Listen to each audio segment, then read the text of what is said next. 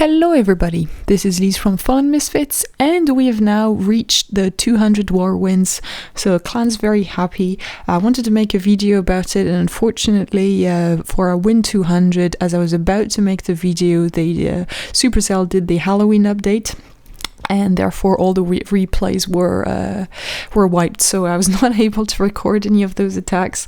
But it was a very nice war. We won it by a large amount of stars, and it was great. Everybody was really happy to reach that milestone.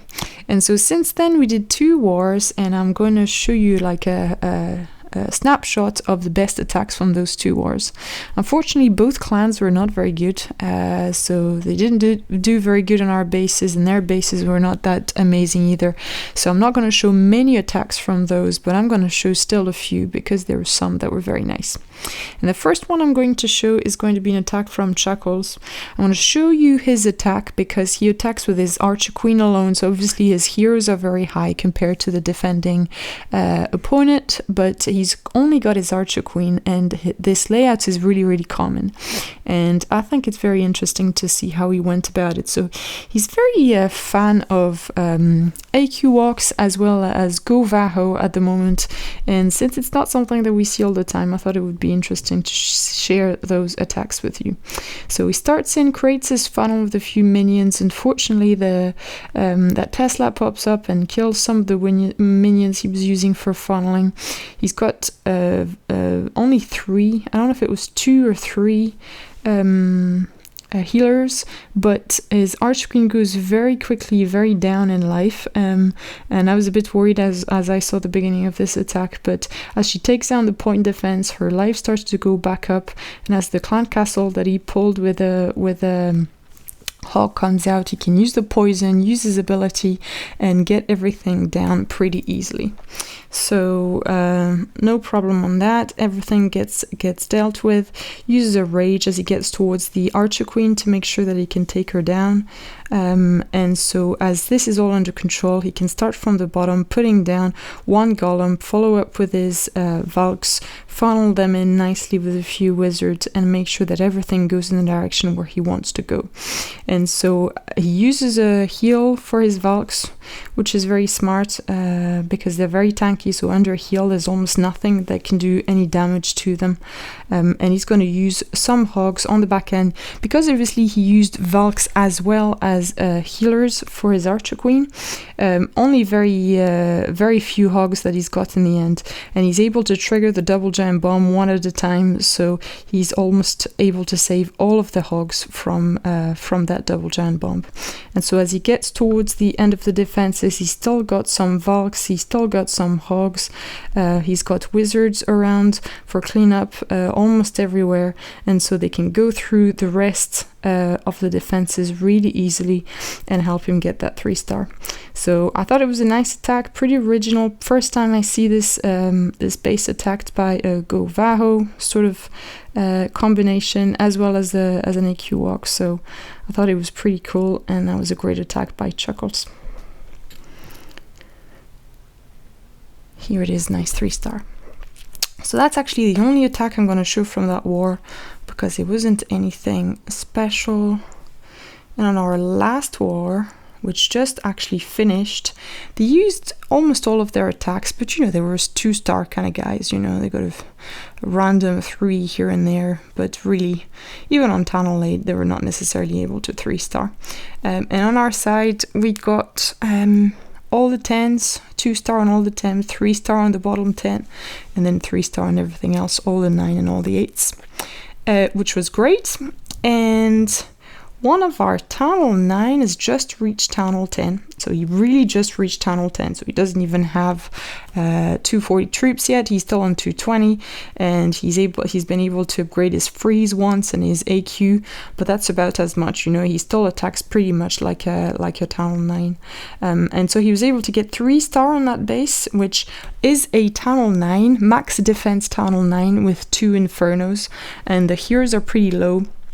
But as I'm sure you know, as soon as there are Infernos on the board, you know, the whole thing about the attack completely changes, you know, and even if the base is not the best design, Infernos makes everything much more difficult to do. So he's attacked this base in the past, so this is kind of a Tunnel 9 design of base. And it's pretty easy to 3-star at Tunnel 9. But with the Infernos, he decided to still LaLoon this base.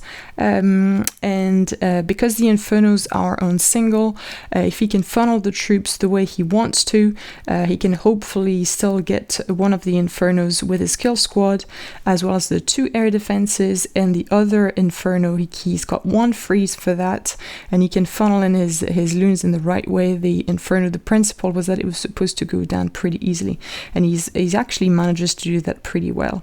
And so he's got a beefy Archer Queen that can take down the Inferno before that single Inferno targets her, so he can take her down pretty easily. And as soon as these first objectives are reached, so he's got the Inferno, he's got the 2 ADs, he can start the deployment of his LaLoon.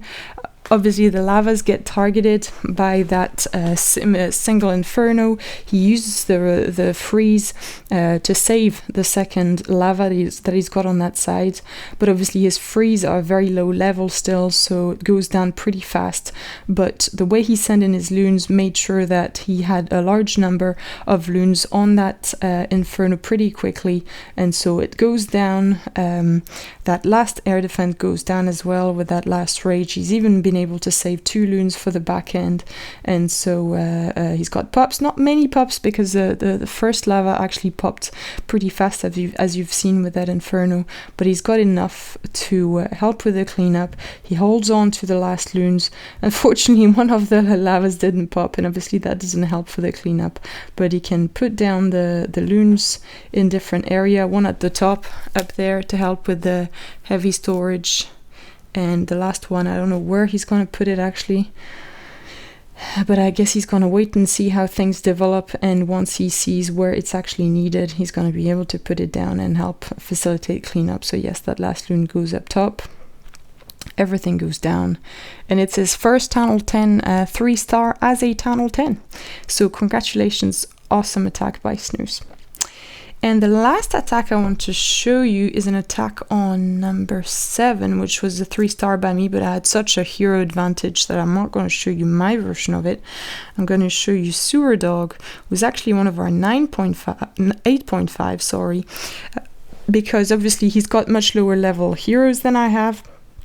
And he did a great job. So Sur, for those who don't know him yet, is a great LaLoon attacker, but he's not been able to practice Go very much from point when he reached Tunnel 9, or rather 8.5, since he's still 8.5 at this point. And so this was one opportunity for him to practice, since I had already 3-starred that base and there were no further stars to achieve. And so he goes in from the bottom left to access the Archer Queen, uses a poison to get the Clown Castle, which is a dragon and a few wizards, and as soon as this is under control, he's able to start his surgical hog deployment from the top.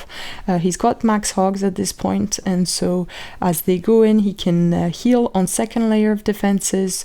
His heroes have not lasted as long as mine did, obviously, since they're a little bit lower, and so he needs to use heal spells for the bomb locations, but also be careful at these expos that do a large amount of damage and have a high level of HP. And so as he gets towards the back end, he's got still a large number of hogs. His only last defense to go down are a few Teslas. He's maybe the one mistake that he did on that raid is that he didn't deploy the cleanup wizard and gobs sufficiently in advance, and so they start cleaning up as the hogs start to clean up as well. So probably lost a few seconds there, but it really didn't matter. It was a very good raid. Hogs deployed very, very well, and you can get that 3-star very easily. So here it is. That's the summary of our war wins, 101 and 102. Congratulations to everybody at Fallen Misfits. The last 3 wars were a breeze, absolutely easy. Perfect war in our sense, meaning that we got 2 stars on all 10 and 3-star and everything below. So thanks, guys, for the great work. Keep it up. Thank you very much, everybody, for watching, and see you all next time.